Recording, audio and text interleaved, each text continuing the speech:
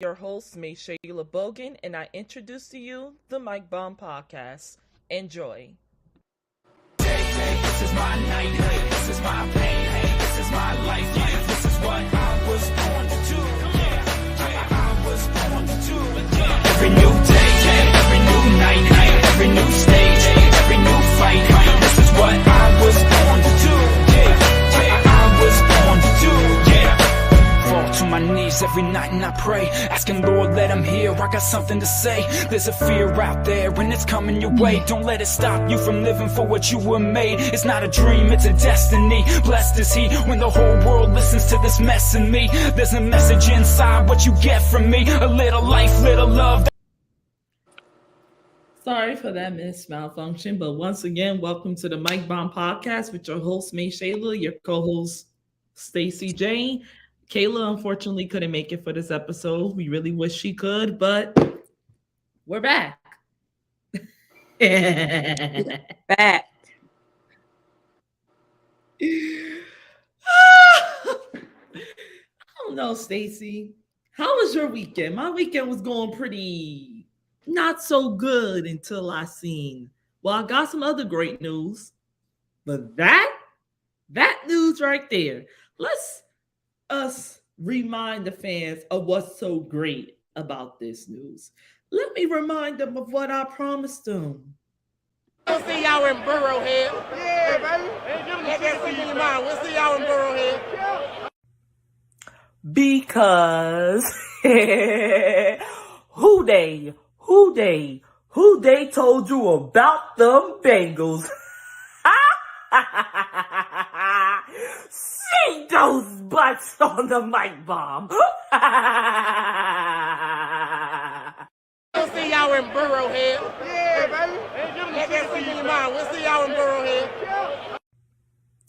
Because who they told you about them Bengals?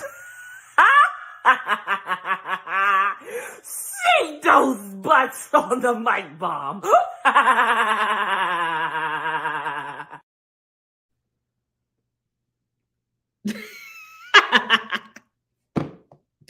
See, I try to tell everybody. See, I'm not in the right position. Hey, now this is more like it. Oh, Stacy, this is more like it now. Don't you think? Fantastic. Oh, all the mean and nasty things. You know what's crazy, Stacy? I posted that video on Twitter. And did you know, for the first time in my life, since I started talking about sports, started pursuing my thing, neither one of these disgusting, disrespectful, hypocritical, annoying, nauseating, fans that make you sick of these damn Bengal fans. Not one Bengal fan was in my mentions. Not one.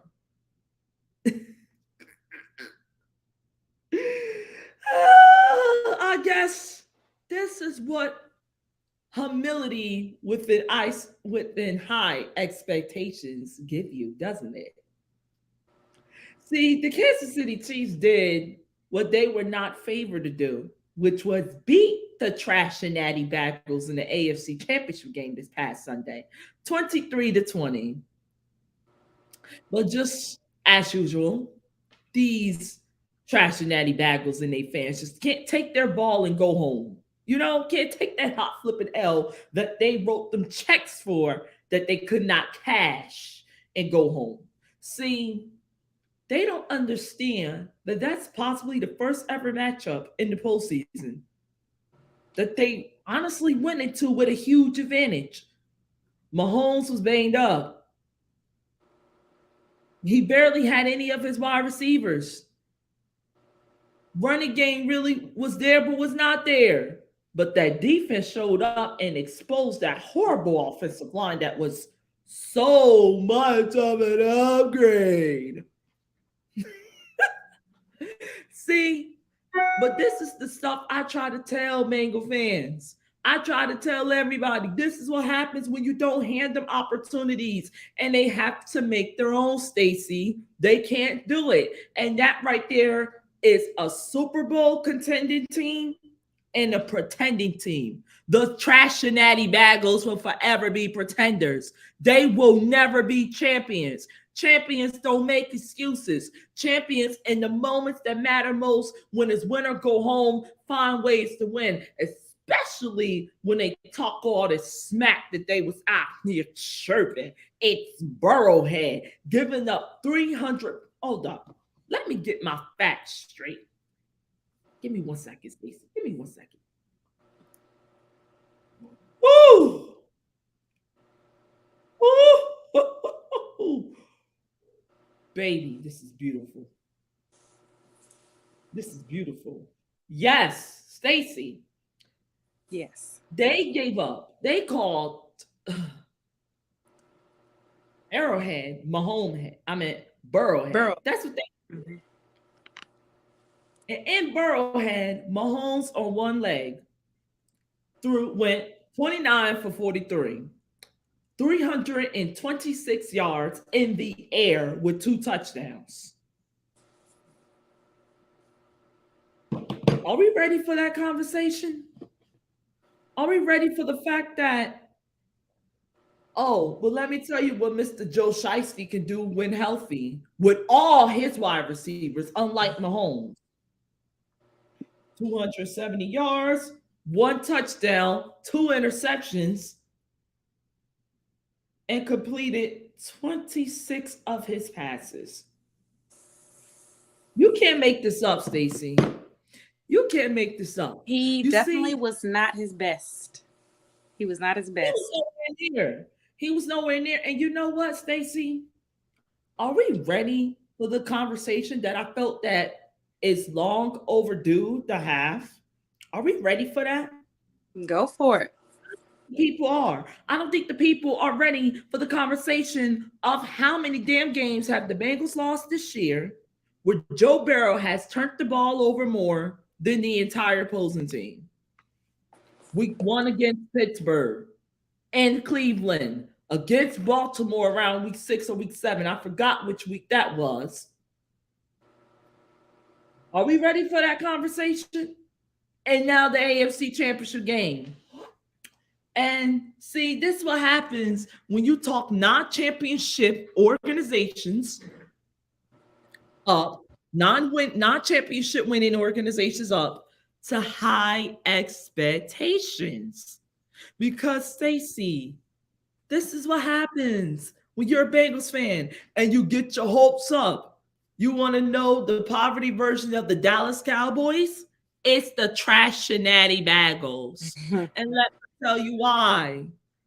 AKA the Cincinnati Bengals, but I call them the trash natty bagels. Your city's trash, your organization's trash, its culture's trash.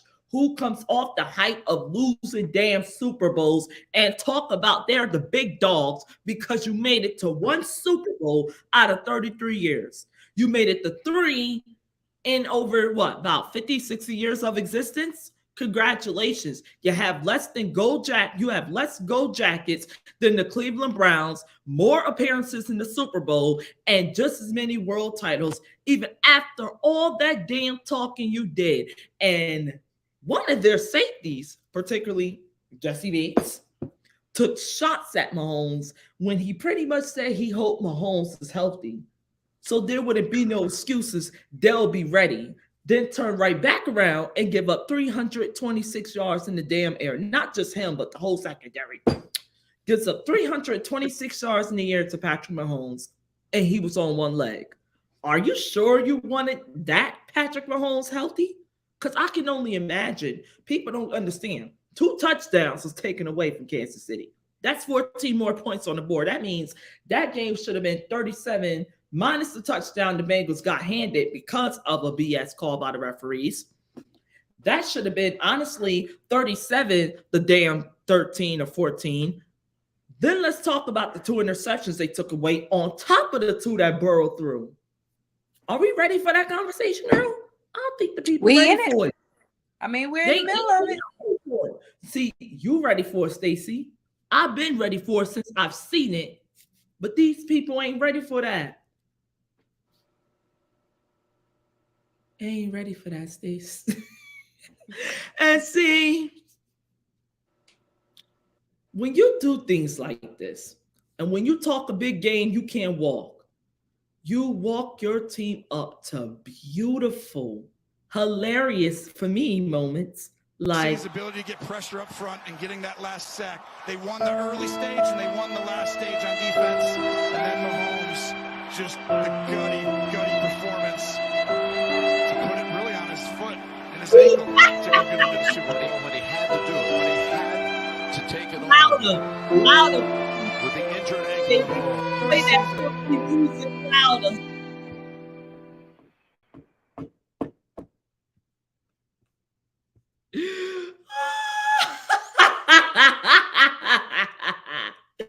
Don't you love it, Stacy? Don't you love it? I can't be the only one. Like, Eli Apple surely has been quiet. I can't say that. No one's heard from him.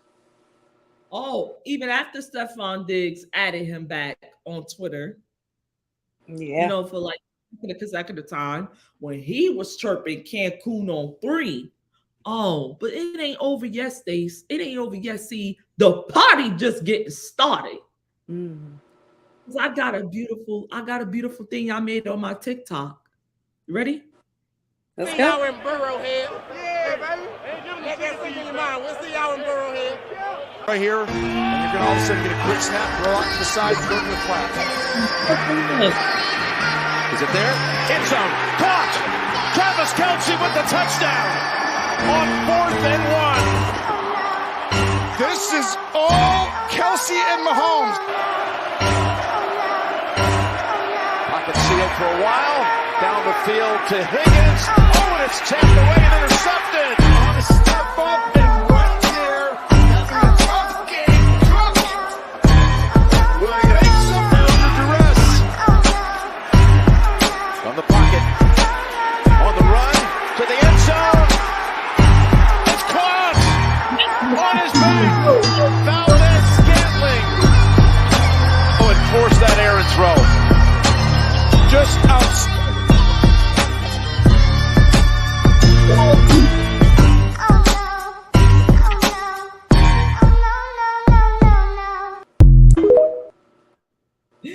Follow your girl on TikTok at Shae Max Sports, please. You can follow me on Instagram and Twitter too. You're gonna see a lot more hilarious content like that. Your girl's starting to get used to TikTok. But enough with me.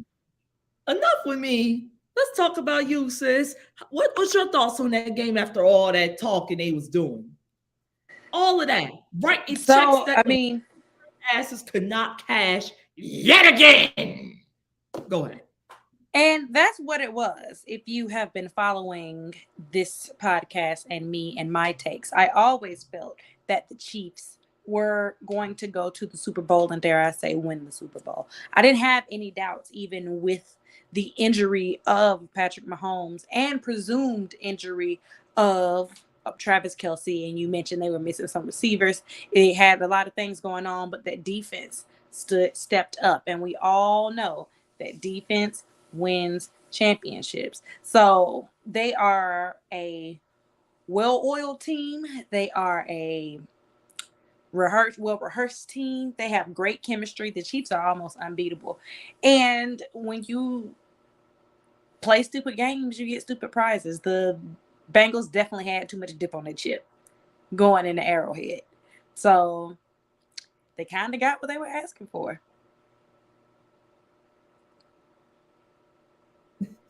Yes. That's what I like to hear, Stacy. They did. See, this is what I'm talking about right here. I tried to tell everybody since freaking September, they are not who you think they are. They're not. I'm going to keep it real with you. See, their season was supposed to have been over 2 weeks ago. But once again, capitalizing on someone's stupidity, another team beat themselves, and that's how the Trash and Natty Bagels advanced.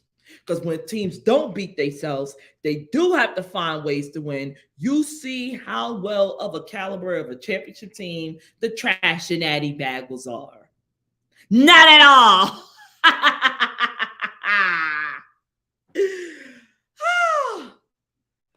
And just to, see, we need to just, just to enjoy this beautiful moment, Stacy.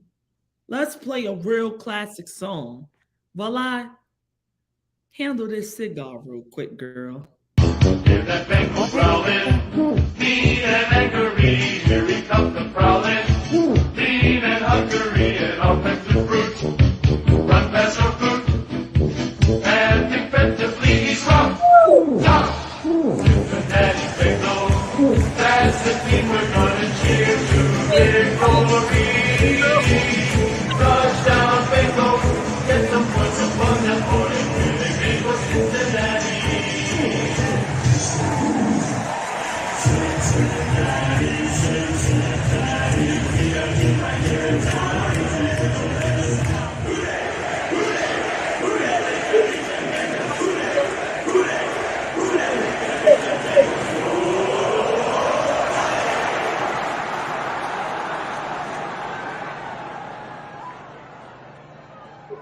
Yay!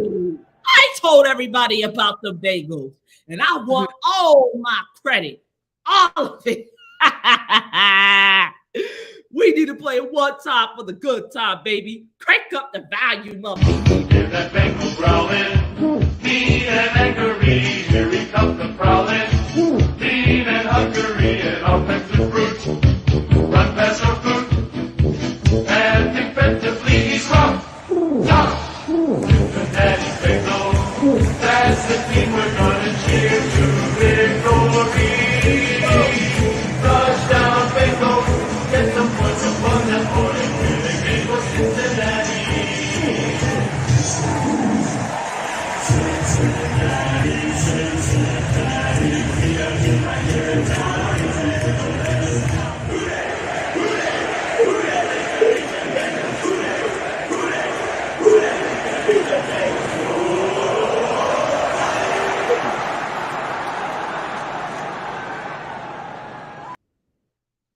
Now that's what I'm talking about.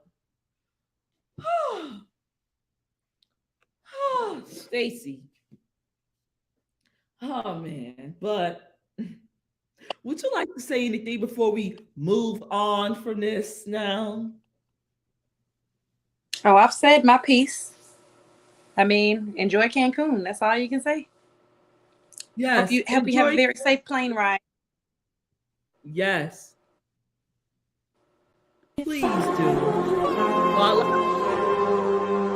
I would make sure my clones don't give any slack. I would treat people bad. That's a well-known fact. Imagine that. Now let me tell you something about me. Go ahead. My name is Corey, y'all. Just call me Dr. C. And when my plan is in effect, I'm gonna be boss of me. I got the super G. I got some Juno too. We're going overseas. We're gonna get rid of you. Peanut for president. That makes us VIPs. Broadcast on nightly news. You're crying on your knees. About time for world change. About time for fortune and fame. You got yourself to blame. You always treat my name. He's bad. He's mean. He's cool. He stinks. Oh, who said that? Sorry, dog. That's okay. Take him away, take him away. I think you're evil just like me. It's been this way through history. Put back some mug, you wait and see. I feed you all to my sea beast and watch him while he has a feast. It's peanut time, to say the least. World warriors, clone, mankind, take over. Keep going, peanut, carver, nuts. Whoa! All right. Now it's time to move on to the next topic, ladies and gentlemen.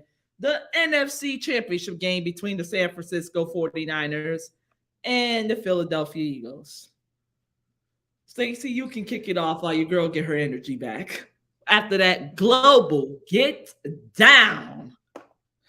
Go ahead, Stacy. So this matchup can only best be titled a series of unfortunate events for the 49ers.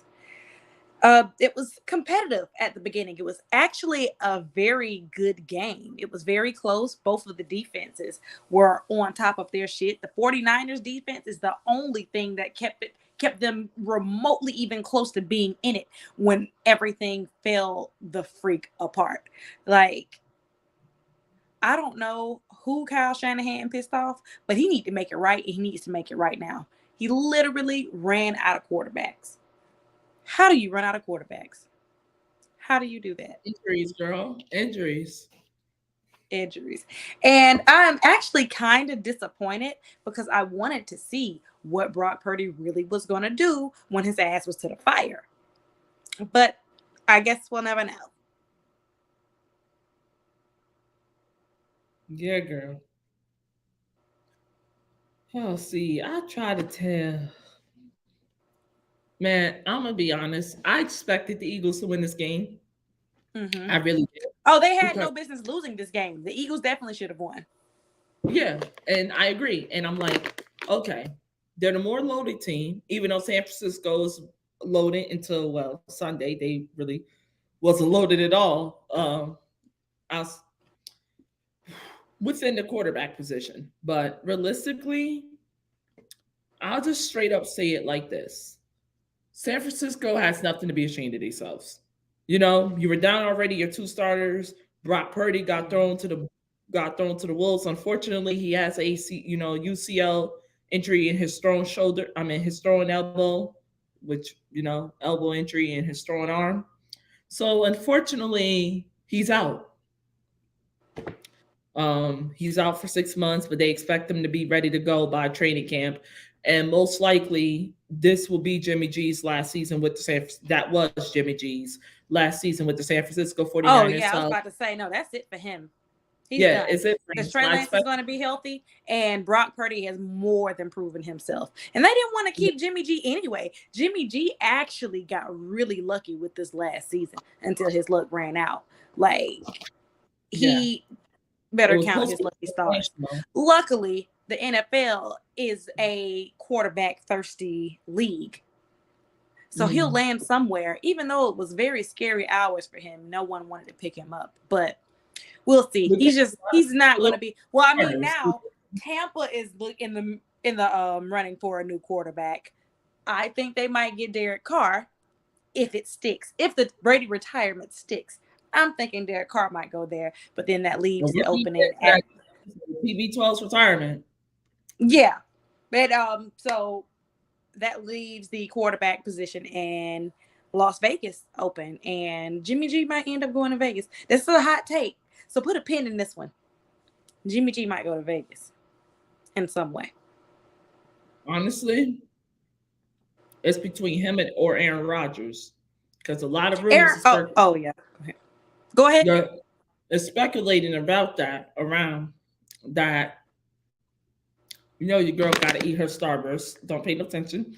But anyway, I think it's between him and Aaron Rodgers because Aaron Rodgers' close relationship with Devontae Adams. The Packers are looking to move on from him.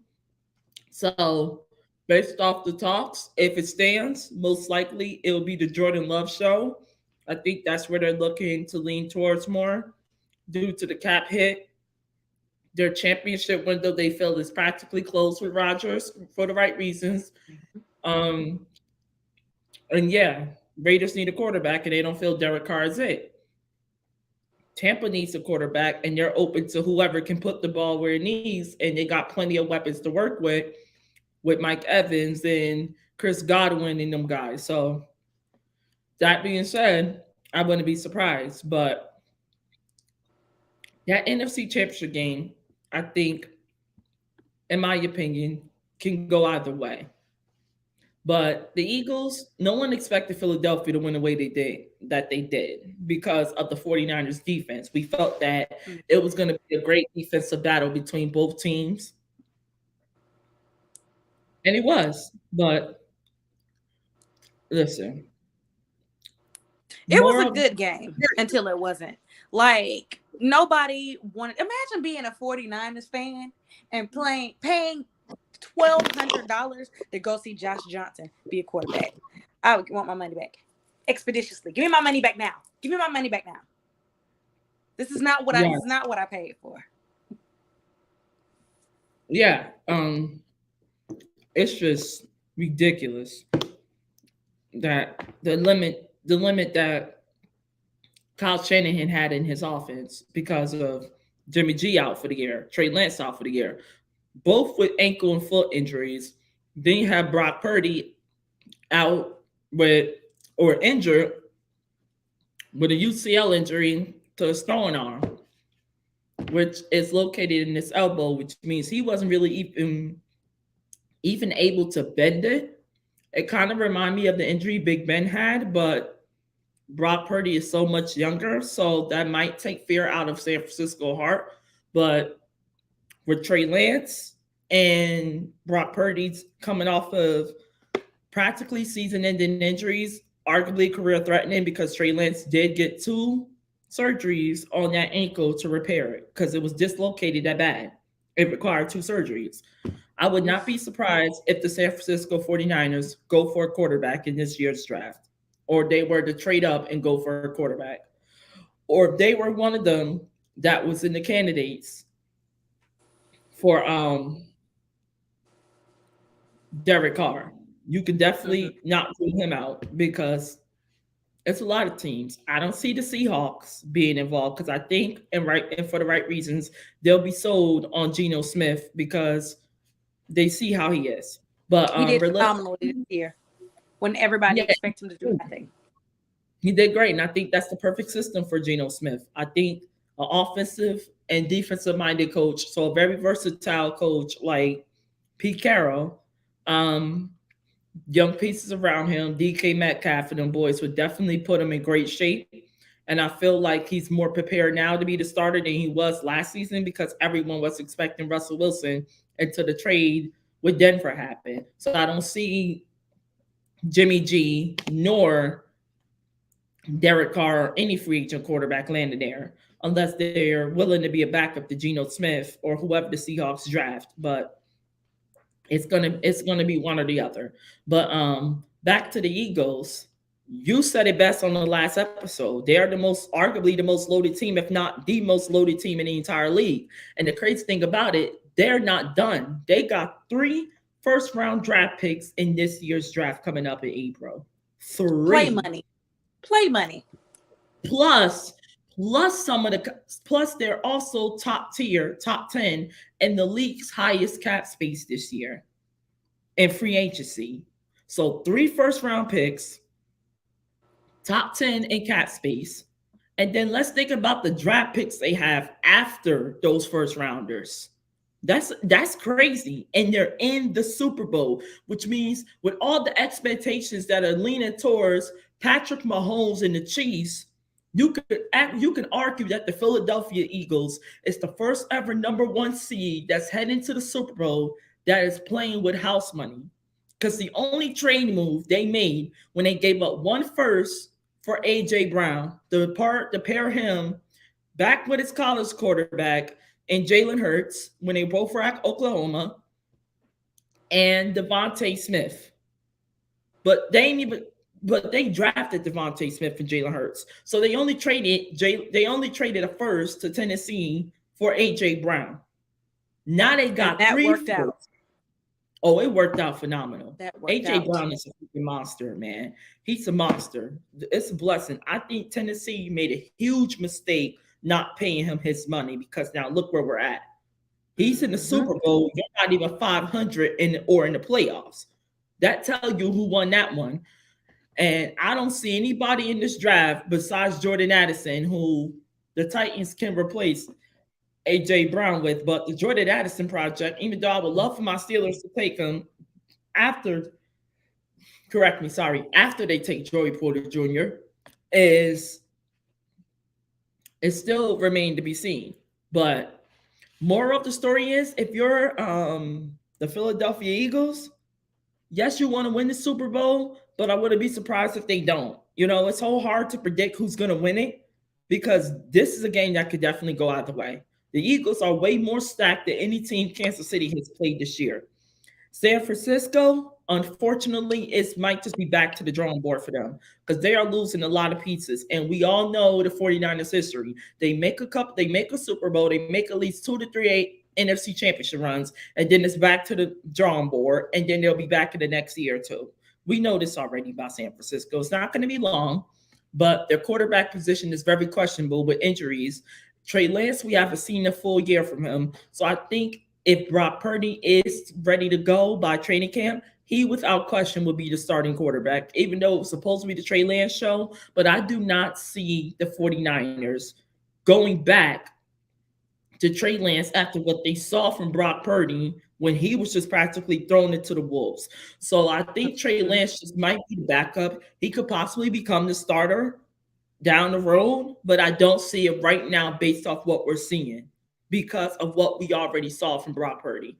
But if Trey Lance becomes a starter, it's not going to be with the 49ers. Unfortunately, he is wasted away back there on that bench. And it's unfortunate. Literally the moment he had an opportunity, because the thing is, he really hasn't even seen real NFL action yet. He has to have time to be able to get on the field, get a good feel of the game at this professional level, be able to mold itself. And San Francisco doesn't have that kind of, well, not to say they don't have that kind of time. They may not have that kind of patience, especially now that he has this ankle injury. Who knows what it's going to be for him? So he's very much a gamble on all fronts. And again, it is very unfortunate that he's been wasting away on that bench for Jimmy G, no less. But I think he's going to go to another team. That's the only way he's really going to consistently start. Send him to the Texans. They need somebody remotely decent. Like, they got DeMarco Ryan down there now. And we're going to get into that. Yeah, and just figure out something with the Texans. Send them to the Texans. The Texans are a team that's in a full rebuild anyway, so there's not going to be that much high expectations on him. So he will have time to grow and develop. He has an awesome-ass head coach now there with him, and I feel like that's going to be the best environment for him. Trey Lance doesn't need to stay in San Francisco. And honestly, him and DeMeco Ryan have history because this is the former defense. This was then the defensive coordinator for the 49ers. Yep. Got hired by the Texans, and we're definitely going to get into that. But before we get into that, we're going to backpedal a little because there's been a lot of talk on Twitter with trade moves and all of this. So, this being said, did you think for the AFC Championship game, was the Bengals out of pocket for their constant trash talk? I mean, a little trash talk, like I said last episode, competitive trash talk is good. It brings excitement to the game. It gets the fans into the game. It hypes up your team. It hypes up the other team. It makes for a good matchup. But they were getting excessive. And I think they pulled up to the party with no pants on. They was too busy partying, pre-gaming, that they pulled up to the party with no pants on.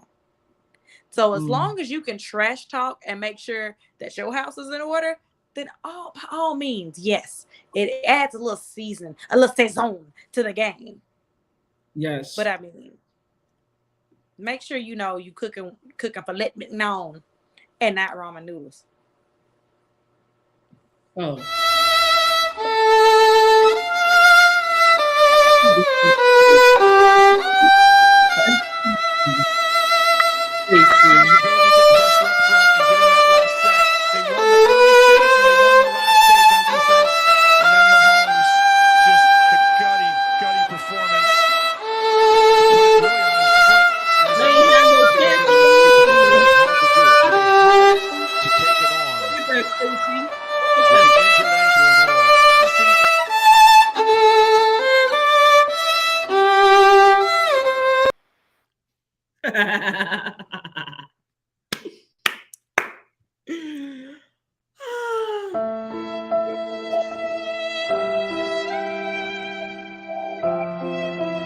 City's ability to get pressure up front and getting that last sack. They won the early stage and they won the last stage on defense. And then Mahomes, just the gutty performance to put it really on his foot and his ankle to go get him to the Super Bowl. When he had to do it, when he had to take it on with the injured ankle and all. The City's Now we done, Stacy. Now I'm done. I'm officially done. For now. But it's time to move on, girl. So it's been a lot of questions going around here because a lot of people was out here pretty much asking should they move on from Eli Apple because he is a free agent this March. I'm going to just drop my take and I'm going to just say yes. I think it's time. I think it's time. I think it's time for them to move on from Eli Apple. I mean, we've discussed this before. Eli Apple is not elite. I feel that they can find someone to do Eli Apple's job at his level, if not better. Yes. And that's the thing. That's how I feel about it.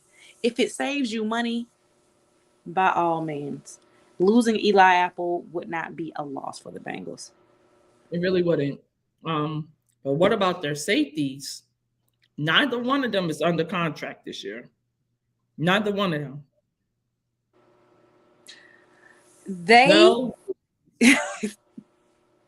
I'm never one to tell anybody how to spend their money.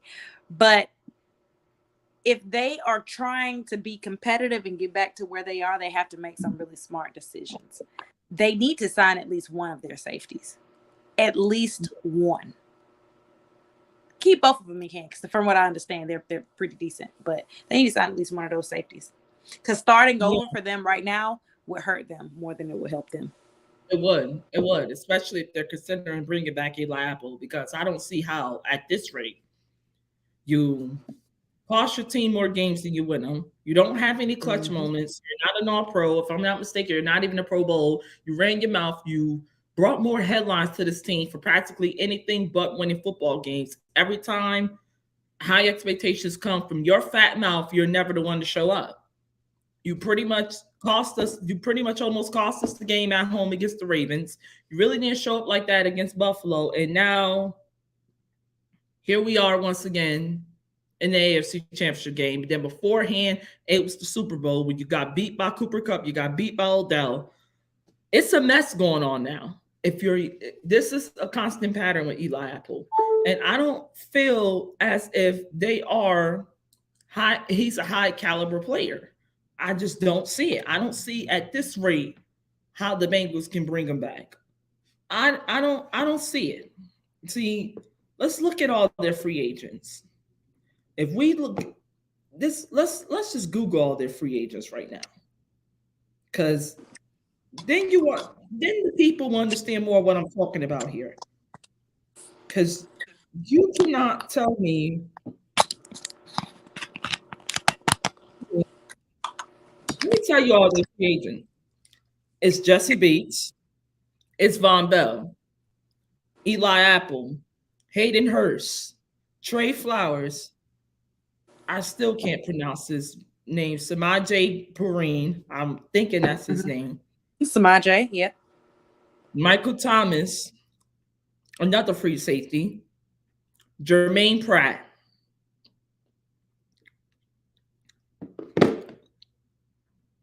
And out of all these people, the weakest link is the biggest mouth, even though Bates had a lot of mouth heading into this game and practically the season. He's been adding his 2 cents in or whatever.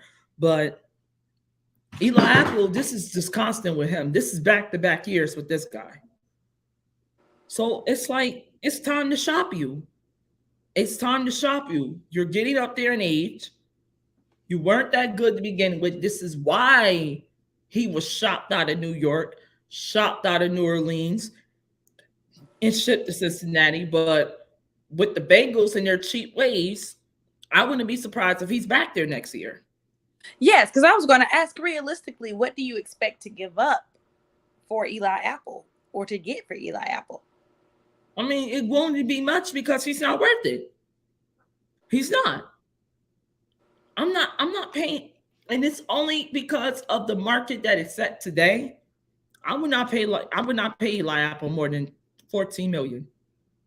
And that's me being nice. I feel like it's a lot. I'm about to say that's a lot, girl. That's a lot. Yep. Only because of today's market. The way the market is now set for DBs, the way we looking at it ain't the way they gonna be looking at it. And they already paying him 14 million this year just to play this year. And I think, and I told Bengal fans this, I don't feel Dax Hill is going to be the answer. I think they should really reconsider extending Jesse Bates. I don't see him and Von Bell being there in Cincinnati without one another. I don't see one being there without the other. I don't see it. I just don't. It's like, I feel like, and I'm only outside looking in, of course, but I feel like they have that bond that is Batman and Robin. One go, the other go. They're both free agents. And if you're not bringing me back, if you're not bringing my bro back, you're not bringing me back. I feel like that's what it's going to be. Because you can't, this is not the time, if you're the Bengals, to test the waters with Dax Hill. I don't feel this is the time. So this is going to be a lot. It's going to be a lot, but it's time to move on. It's time to move on because we got way more to cover than this. But anything else you'd like to say about this? Because Jermaine Pratt had an outburst. He's now a free agent. He is. And I mean, it's not even rebuild time for the Bengals, but they really have to do some serious evaluations with their cap space and who they need to get rid of and who they need to be better. They see what the competition is like out there now. It's new. Yeah. It's new people coming up every year. It's always somebody up next. Now you gotta like contend with teams now that you never thought were going to be relevant. So you got to get ready. You have to make yourself ready. And you need one of them being the. Go ahead. You need a defense to do that. You need a defense to do that. So that's all I have to say. Yeah, but now it's time to talk about the 2022-2023 Pro Bowl, which is a Sunday. Because there's been a lot of talk about that. A lot of people are just not sold on the event anymore. They don't feel it's a point of having it. They feel like, because the way we look at it, it's another day to watch football. It's an exhibition game. So, of course, they're not going to play the way in the Pro Bowl as they would in an actual game. But some fans feel like it's not worth it no more. It's not worthy of them watching. It's not any of that. I could definitely see where both sides are coming from, but I don't know. I really don't know how to feel because I feel like we all going to be preparing for the Super Bowl anyways. We're not really going to be watching it, but that's not the way some of the players see it. They see it as another day to play football or whatever, but it is what it is. So I need to know your thoughts. My thoughts is I'm up in the air. I'm for whatever. Honestly, I feel like previously the Pro Bowl was so poorly marketed, so poorly put together, and it didn't create any excitement for anyone because they really didn't think it through.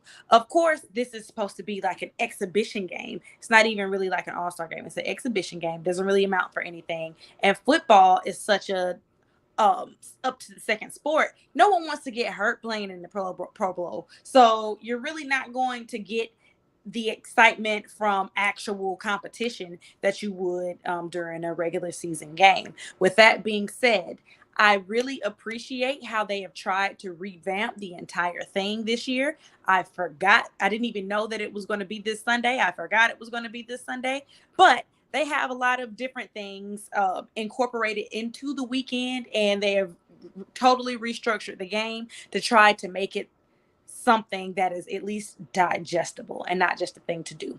And you did touch on it with everybody's mind on the Super Bowl. I don't think that the Pro Bowl should be before the Super Bowl. I feel like the Pro Bowl should be after the Super Bowl when it's like, Yeah, damn, it's really no football left. Let me watch this Pro Bowl. That way you can yeah, have the people that's how they used to participating. do it. Yeah, but the structure and the way that the game was played was just so trash that nobody was paying attention to it. But with this new revamp, I think they're on to something. They're making flag football style. They're making a different type of competitive, which they should have done before. So you have an understanding that this is a different type of game. This is more like a skill assessment than an actual competitive football match. So you still get to see your favorites out there. You're not compromising them in the maximum type of way by having them have full contact and risking injury, and it still can be fun. So I have faith that if they continue with the structure that they have now, they do better marketing, they do better promotion, and they move it backwards. So some of your Super Bowl favorites can get in it. You can have more people vested in it, and have them like come out and participate and make it more of an event that it can do something. So that is how I feel about it. Like, I really think that the Pro Bowl is an afterthought of afterthoughts because every sport has to have an all-star game. It's just like, oh, well, here, damn, we forgot. It's an Yeah, afterthought. yes, But it Stacey. has the potential to be so much more. They really need to put their collective minds together and figure out a new direction for this Pro Bowl. And I think they're on Yeah, the way. honestly, yes. You know what, Stacey, you hit it right on the note. I think you hit it right on the money. I feel like they made a huge mistake moving it before the Super Bowl because people are either traveling or they're getting enough work hours in so they can get that Sunday off and be home and watch the game. No one's really paying attention because it may be the right event, but it's at the wrong time. Like, we could remember back in the early 2000s where we used to watch it after the Pro Bowl just for us to get a little glimmer of hope about next season, and then we'll be getting prepared for free agency. That's what we should have been shopping for. And while that, we were a little entertained with the NBA, the March Madness, WNBA, which we definitely can get into either this episode or next episode if there's time. So whatever we don't cover on this episode, guys, we definitely will cover on next episode. We promise we're not going to miss out on any of this action. Hopefully when our girl Kaila is back. But yes, Stace, I agree. I agree. It's the right event, but it might be at the wrong time.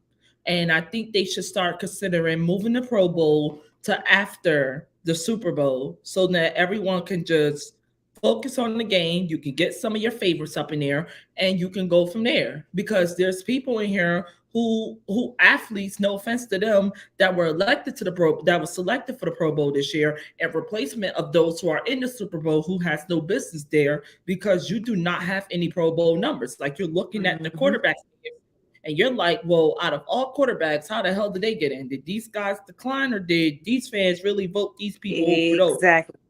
That's the thing that's going on here. So yeah, that's really my thoughts on it. Any more you like to say before we wrap up this and move on? Because it's a lot, girl, to cover. Yeah. Nope. Just giving the Pro Bowl the same amount of attention that everybody else is giving it, which is none. Oh, I will say one thing. I saw a video of Derek Carr doing his skills competition at the Pro Bowl, and he looked good. He looked good. It's just like, when you lose that revenge weight after your ex drop you and you pop up on a gram like, damn, that was Derek Carr at that skills competition. He looked really good. And this makes another reason why I feel like it should be after the Super Bowl, right before free agency, because if it's a real Pro Bowl and you have real people there or athletes there that are essentially trying to make a case on why they should get more money, skills competitions and stuff like that, it's like an exhibition on top of everything else. So now I'm done. That's a good suggestion. That would actually give a lot of free agents a bigger ground to stand on, because some people, they have too many Uncle Sams where they try to disvalue them. But yeah, we are moving on now. New topic. New head coach changes in Mile High and in Houston. where Sean Payton deal just came through. He just signed the 5-year deal today with the Denver Broncos. The worthy of the deal did not come out, but D'Amico Ryans, who is the former defensive coordinator for the San Francisco 49ers, also just signed a 6-year deal with the Houston Texans. Um, which coach do you think has the better shot or will have the better shot of making the bigger impact? Now that Sean Payton is officially out of the NFC South, I can say I like Sean Payton. I always liked him as a coach. Don't know why, because you knew he was the coach of that other team, whom we do not name. And even though we didn't want to admit it, they were always a better team when Sean Payton was there. He knows what he's doing. He knows how to use his players. I think that him having Russell Wilson would definitely be a benefit for him. Hopefully he can get everything together and turn everything around there. And he's a seasoned coach. He's a veteran coach. DeMarco Ryan is very talented, but he's new. And let's just call a spade a spade. The Texans don't exactly set anybody up to win down in that they're a good organization. It's going to be an uphill battle. He is going to have to learn very soon that he's going to have to advocate for himself and advocate hard. They have a lot of different things that they need on that team. There's a lot of different holes that they need to fill and change out on that coaching staff. And he is going to have to be his own advocate. So once he is able to fight and get the setup and the team and the respect, obviously, of the front office that he deserves, I feel like he will definitely excel. But I wouldn't expect it within the first year, maybe even 2, if he lasts that long, because we know how the Texans get down. Yeah, we do. We just hope that that doesn't happen to him. What happened to the previous head coach, who was also the same ethnicity. And we not the type that pull the race card, but we definitely look out for our brothers in the culture, especially after the Sean Watson situation, especially after they just fired the head coach, after the past week. Yes. I just don't want that to happen to D'Amico Ryans because one, he is a former player for the Houston Texans, which is why a lot of fans in Houston are so excited to have him back, and rightfully so. They saw what he did with the San Francisco 49ers in their defense. Texans defense definitely has potential with a couple of draft picks, back-to-back drafts they got, but they obviously, like you said, need some more work. They're going to need a quarterback. They need some wide receivers. They need offensive line. They need running back. So they need everything on offense, the way I see it. Secondary could definitely tighten up. I think they really need to go for a star-studded cornerback. So you could definitely look out for them to draft one in this year's draft. But then they also need a quarterback. So I would not be surprised if they're one of the teams that goes for Bryce Young, because CJ Stroud is now going back to Ohio State. So I would not be surprised if Bryce Young is a Houston Texan when it's all said and done.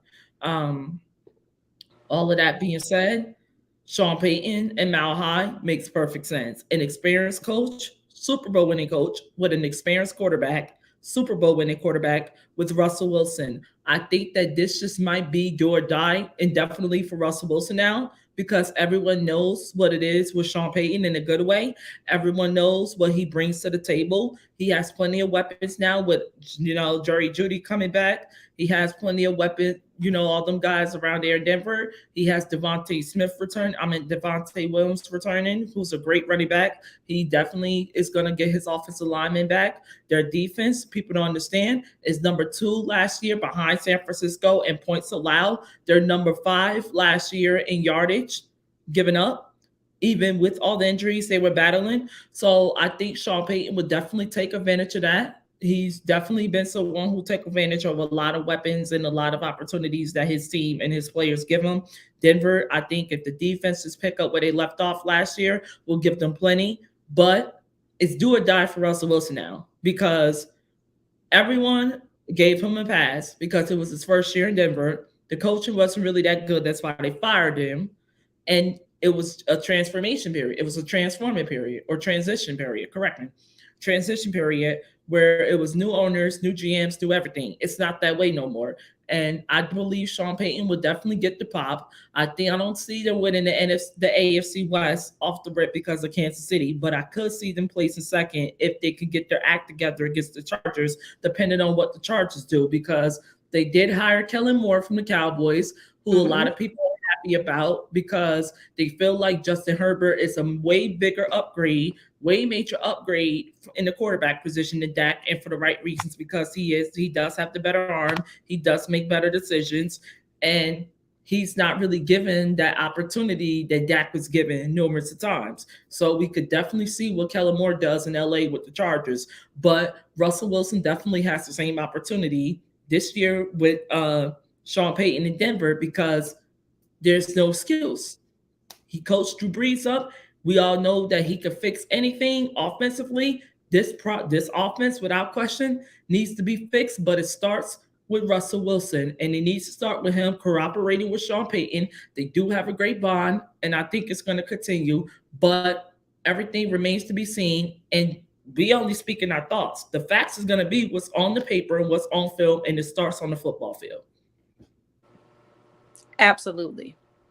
And Russell, as you said, has a lot to prove, period, because there was a debate for many seasons about what was wrong with the Seahawks. And everybody, or most people, argued that it can't possibly be Russ. He is a Super Bowl winning quarterback. He's this, he's that. And then he left and he flopped and Geno flourished. And the main difference between that is you hit the nail on the head, good coaching. So now, if he doesn't make a complete 180 with Sean Payton at the helm, he is going to be in some serious trouble. Especially with all that Denver had to give up to get him there, and plus all they gave up and all the cap space that he's definitely taken up, and the heat that he took this year from his defense, from coaching, from the media, with all his takes. But, that's pretty much all I have to say about this situation. You'll wrap it up? Yeah. So I'm excited to see DeMarco. I'm excited to see Sean.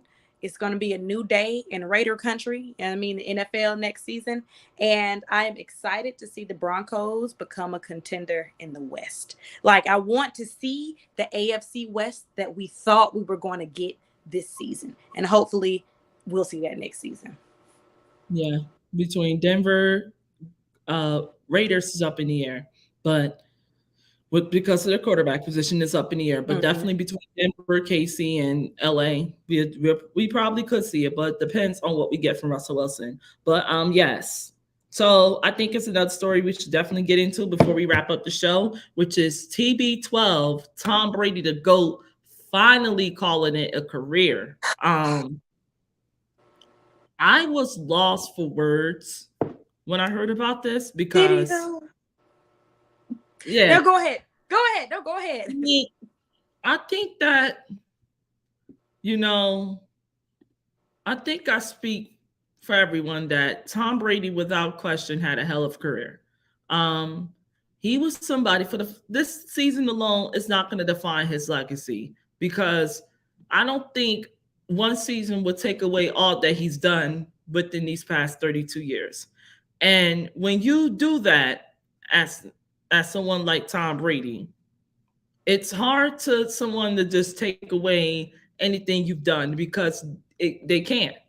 They can't take away 7 Super Bowl titles. They can't take away 5 MVPs. They can't take away 3 NFL MVPs and 3 Offensive Player of the Year MVPs as well. I don't think they could take away that. I don't think they could take away NFL 2000s and NFL 2010s all-decade team. It's so hard. And the fact that you lead the all-time list in the most passing yards, most quarterback wins, most touchdowns, most passing completions, most passing yards. It's just, for the first time in his career, he was practically playing with house money. He had nothing to gain, nothing to lose, because that's the pros of when you do everything, this already to be done. And I think Tom Brady, without question, did exactly that. I don't feel like everyone, is even giving him everything that was supposed to be given. it's hard to definitely have, your goodbye speeches because with knowing Tom Brady, we're not even sure this is going to be a goodbye, but he did come out and it was confirmed that he is accepting the 10-year deal offer from Fox, from Fox Sports to become an analyst for any NFL games on Fox.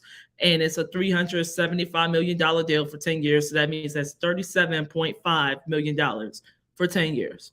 I don't see him passing up on that for too long. And it's already confirmed by ESPN Adam Schefter, who also confirmed his retirement along with Tom Brady himself on social media, that he's retired for good. And his family, without question, definitely played an X factor into that, because I feel like he missed out on a lot against them with all that he has given to us as fans, whether we loved it, whether we hate it. But without question, he's going to be missed. I don't feel we're ever going to get a quarterback of that caliber back with all the accolades and all the things. This is definitely someone who put all his time and effort into the game, and it showed on film, on paper, statistically, whatever way you want to name it, it showed. And he is the definition of I can't be denied if I don't want to be denied. You're not going to deny me, because people don't understand. Like when I first heard of Tom Brady, this is when I was like 5 years old. This is when I started getting into football, started picking my teams and everything. I thought Tom Brady was the first rounder. Then I started doing my research more. This is a sixth rounder, the 199th overall pick in the draft, in the 2000 draft. And with a resume like this and statistics like that, you side-eye every team, including the Steelers, who passed on him. Pittsburgh, though, made it up with the Big Ben. Green Bay had Brett Favre, so that's definitely understandable. And they made it up with Aaron Rodgers. But not too many teams were able to recover from that. Not too many teams. That's only like 3 teams out of like how many? And you got those teams still today shopping for their guy. And the fact that you passed on him, but he wasn't promoted to be this guy. No one expected him. No one looked at him and said, this is going to be the greatest quarterback of all time. This is the guy we're going to put over the Big Bens, over the Peyton Mannings, all the Mannings, over Joe Montana, over Terry, over Dan Marino, over all these other guys, the John Maniff, the John Elways. It's this guy. People don't understand. Look at the caliber players he had to surpass to become the greatest. And look at the people he beat in the process. Look at the defensive players he had to play against. The Troy Polamalos, the Ray Lewises, the Ed Reeds, the James Harrisons, the T. Sizzles, or known to you as Terrell Suggs, the Charles Woodsons, all these guys. These are players that Tom Brady had to play. This is only during the 2000s. We ain't talking about the players from the 2010s with the Earl Thomases, the Richard Shermans, the Cam Chancellors, the Legion of Booms of Bobby Wagner's, who all were on that incredible 2013 Seahawks defense. We're not talking about, we're not talking about the Jalen Ramseys, the Aaron Donalds, the guys like that who's making impacts, the Minka Fitzpatricks is.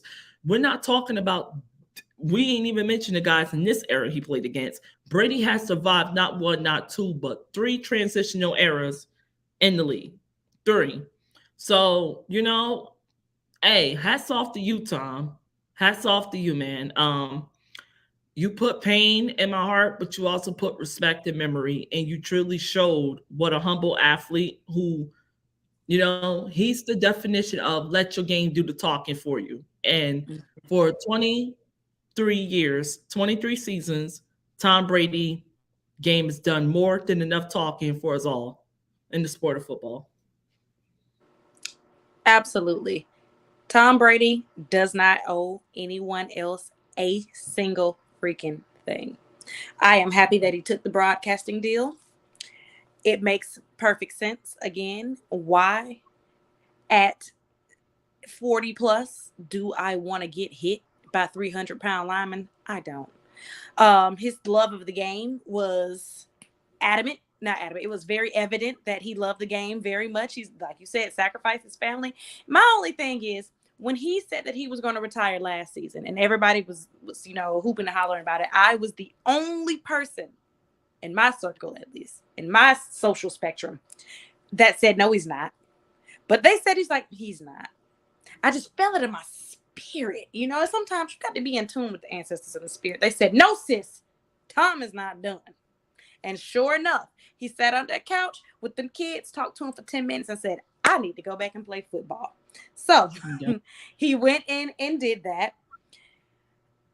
It's like fool me once, shame on you, fool me twice, shame on me type of thing. So I am going to wait until the season actually starts. As a Falcons fan who he greatly impacted my life, we learn not to say the game is over until the clock hits 0. And I'm doing the same thing with Tom Brady. With the different quarterback opportunities and coaching changes that have come about, I'm pretty sure there are a couple of teams that are going to whisper some sweet nothings in his ear, because Tom Brady is definitely better than nothing. And we'll see if his love of the game surpasses everything else. So not until the season starts will I firmly believe in my heart that Tom Brady is done. I wish him the best in his future endeavors. I think having now this offer on the table is something that would sway him the other way. And I'm glad that Tom Brady got away from the Patriots and we got an opportunity to see Tom Brady for who he really is and not just part of that machine, because now I can genuinely be happy for him in his career and not bitter. I'm not bitter at all. I'm not bitter at all. Not bitter at all. Agree. I definitely agree with that. Yep. So that's pretty much all we got this episode because time is running out. So yeah, we about to wrap it all up. Thank you to who was tuned in to this episode. We'll definitely be back next week. Um, next, most likely we'll be back next Thursday on our usual day to definitely wrap it up. Where we'll definitely be covering Kyrie Irving wanting out of Brooklyn, and that would actually be the trade of the deadline. And then we'll also be talking about giving them a preview of Super Bowl 58 or 57, correct me. This is Super Bowl 57 between the Philadelphia Eagles and the Kansas City Chiefs. And we'll also be covering more of the WNBA as a lot is going down in there. But before we log off, we just we want to share this message with everyone where we definitely will be speaking on women's sports. This past Wednesday, it was women's sports. It was National Women in Sports Day, correct me. And our family here at the Micbomb couldn't be more thrilled to celebrate that day as women in sports ourselves, being one of the go girls. Yes, being the very few females who's running a podcast, especially an all-female podcast. So we definitely know how it feels for women to be here. And unfortunately, we weren't able to get around the day of, but we're here now to show our condolences and show our respects to not only ourselves. Kaila, we wish you were here. She wished she was here, but she had to be on the road. But she'll definitely be back Thursday, and the whole crew will be back to cover those things. The WNBA, Kyrie Irving, and preview Super Bowl 57, correct me. But it's National Women's Sports Day. We're going to be more thrilled. And yeah, thanks to who follow and supports the podcast. We truly appreciate it, as it would only get bigger and better within the Micbomb brand. Correct me, the Micbomb brand. And yeah, that's all we got to say. Stacy, you'll like that anything before we wrap this up? Yes. Again, happy Women in Sports Day to every woman that is contributing, supporting anyone, any team, any agency, any personal athlete reaching their goals. It's definitely a tough road, and you are not alone. So we celebrate you. Also, happy Black History Month. We're excited to have, for the first time in Super Bowl, 2 #Team Black quarterbacks for both teams. So it's a great time to celebrate that. Yeah, you forgot about that. So happy Black History Month to everyone. 365 Black, but definitely this month. Look forward to talking to you all next week, because football is winding down, but everything is heating up, and we ready. Everything. everything. So, yep, this has been the Micbomb podcast. Your host, me, Shayla, co-host Stacy J. Kayla couldn't be with us on this episode, but she'll definitely be back next Thursday when once again we will be talking about the Kyrie Irving wanting out of Brooklyn, obviously before the deadline, which will be the Thursday that we will be hosting this podcast, along with more news going on in the WNBA. As a lot of signings is going down. A lot of things are starting to get shaken up around there. And then, like she said, we'll definitely be giving you during Black History Month. Happy Black History Month to all, all the sisters and the brothers out there making an impact, and to those who unfortunately aren't. And as well, yeah, that's pretty much all that we have. So we'll definitely see you next episode. We're out. This is my night, this is my pain, this is my life, this is what I was born to do, I was born to do, every new day, every new night, every new stage, every new fight, this is what I was born to do, I was born to do, fall to my knees every night and I pray, asking Lord let him hear, I got something to say, there's a fear out there and it's coming your way, don't let it stop you from living for what you were made, it's not a dream, it's a destiny, blessed is he when the whole world listens to this mess in me, there's a message inside what you get from me, a little life, little love, that's a recipe, so when the world is crashing down and you feel the weight on your shoulders, try to pick it up but you're steady stacking the boulders, every day's a gift, never miss it getting older, blessing in the struggle, know that you're just on the road to a life you were born to live, so I wake up every day and just give it what I'm born to give, everything in me and nothing less, while this heart's still beating up inside my chest. This day, this is my night, this is my pain, this is my life, this is what I was born to do, I was born to do, every new day, every new night, every new stage, every new fight, this is what I was born to do, I was born to do, fall to my knees every night and I pray, asking Lord let him hear, I got something to say, there's a fear out there and it's coming your way, don't let it stop you from living for what you were made, it's not a dream, it's a destiny, blessed is he when the whole world listens to this mess in me, there's a message inside what you get from me, a little life, little love, that's a recipe, so when the world is crashing down and you feel the weight on your shoulders, try to pick it up but you're steady stacking the boulders, every day's a gift, never miss it getting older, blessing in the struggle, know that you're just on the road to a life you were born to live, so I wake up every day and just give it what I'm born to give, everything in me and nothing less, while this heart's still beating up inside my chest. This day, this is my night, this is my pain, this is my life, this is what I was born to do, I was born to do, every new day, every new night, every new stage, every new fight, this is what I was born to do, I was born to do, fall to my knees every night and I pray, asking Lord let him hear, I got something to say, there's a fear out there and it's coming your way, don't let it stop you from living for what you were made, it's not a dream, it's a destiny, blessed is he when the whole world listens to this mess in me, there's a message inside what you get from me, a little life, little love.